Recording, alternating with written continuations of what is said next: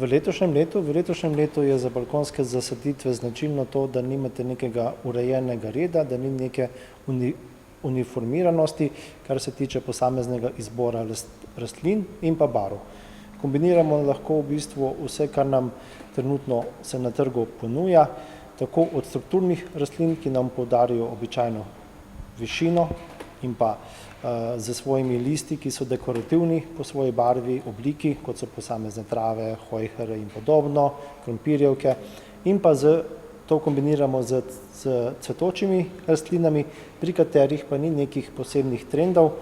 Mogoče je v letošnjem letu bolj popularna kaka breskova barva, marelična barva, torej nežni toni, pastelni toni, kar se tudi odraža na nekaterih novih sortah, tako petuni ali pa surfini ali pa milijon zvončkov.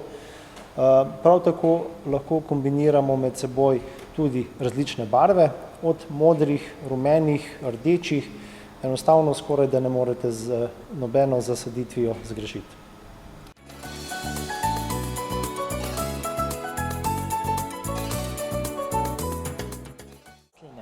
Najbolj hvaležne so še vedno pelargonije, ne. To je nekako standardni železni izbor, medtem ko tudi vse rastline, ki se v novejšem času pojavljajo, so primerne za sončne lege, s tem, da pa glede na to, da imajo običajno kako gosto razrast, nimajo rade tega, da pada po njih dež, saj se potem v bistvu v njihovi sredini nabira dosti vlage in so potem bolj občutljive zaradi razne napade bolezni. Ni pa problem, če imate vse te rastline nekje pod napuščem oziroma tako, da se rastline ne omočijo. Kar se tiče samega izbora rastlin, skoraj da ni rastline, ki ne bi rasla tudi na žgočem soncu, razen mogoče nekaterih vrst fuksij in pa begonij oziroma teh navadnih vodenk. No, za severno stran sva ravno omenila tisto, kar smo tlele zgrešili, torej nekje so še standardni repertoar so begonije, navadne gomolne, fuksije in pa navadne vodenke.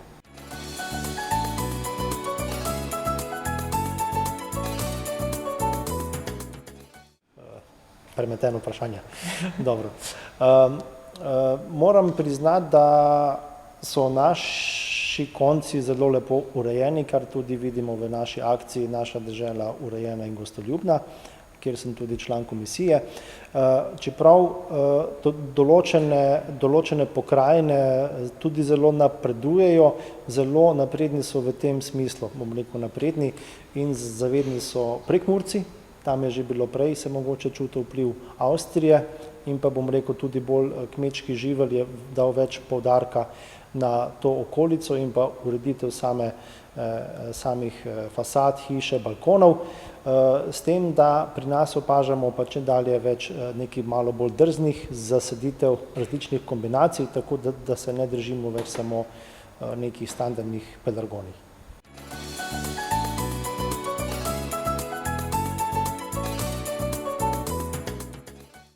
Ja, bolezni in škodljivci so pri vsaki stvari, ko se nekaj lotite, lahko problem.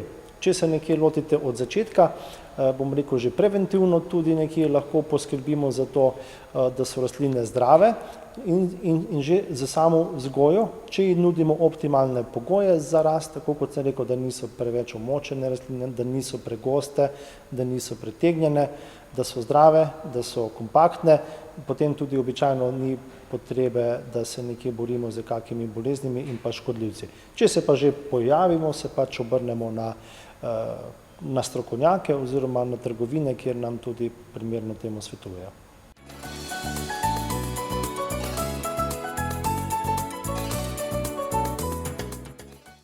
Ja, v letošnjem letu se je pojavila bolj kot ne nova vrsta, lahko rečemo petuni, ki se ji reče potunija, je nekje vmesna, je nekje rastlina, ki po rasti ni niti surfinija, niti ni petunija, ampak zraste v dolžino dlje kot petunija in ima izredno gosto zbito rast, ogromno cvetov in pa se je pojavila v barvah, ki prej niso bile prisotne, to je mogoče kaka taka nežna breskova, lososova barva oziroma citronska barva. Prav posebnih novitet, bom rekel, kar se posameznih rastlin tiče, pa razen tega ni. So pa različne nove barve, polnjeni cvetovi, recimo pri milijon zvončkih in podobno.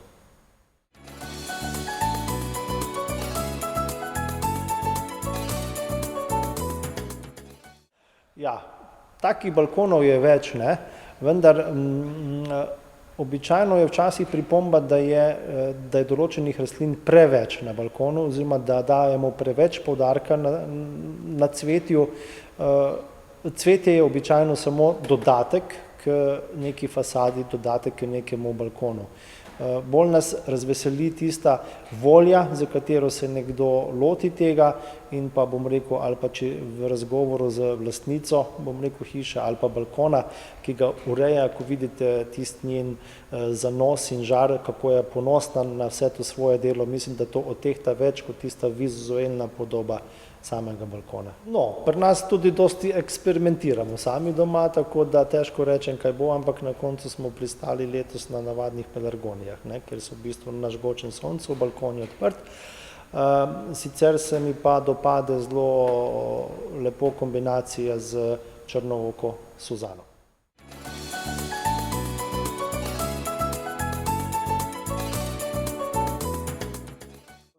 Gomoljne begonije so hvaležne, v bistvu se zdaj razmnožujejo z potaknjenci in so zelo hvaležne za kakšna vzhodna, recimo vzhodne strani, nekatere zelo dobro prenašajo že tudi sonce, barve so že različne, od pastelnih do rdečih in pa zelo hvaležne so tudi pri kakem, če jih malo pozabimo zaliti, saj za svojimi gomolji še vedno zadržujejo veliko vlage, zato so tudi primerne tudi za kakšne sončne lege.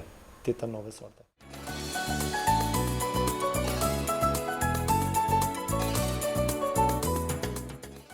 Strokovnjaki to že poznajo, oziroma tudi naše gospe že poznajo te stare trike. Priporočam posebej pri substratu, da ni treba varčevati, saj so vsi substrati, bom rekel, ki so malo boljši, so tudi sicer res dražji, vendar vsebujejo vse sestavine, ki so potrebne za optimalno rast čez celo obdobje. To pomeni, da ne vsebujejo samo šote, ki je pomembna za zadrževanje vlage, ampak vsebuje tudi poleg tega določen del komposta, določen del glinenih delcev, ki veže na sebe vsa potrebna hranila. Pri dognojevanju na trgu imamo ogromno produktov, ki so, bom rekel, bolj kot ne vsi dobri. Ločimo jih glede na to, ali vsebujejo več, manj mikroelementov, nekatera so specialna gnojila, ki vsebujejo razmerja za posebne zadeve, recimo za kisloljubne rastline, nekatera gnojila, ki delujejo dalj časa. Nekje sem pa bolj kot ne zagovornik, da se vedno dognojuje z vsakim zalivanjem z majhno dozo tudi gnojila.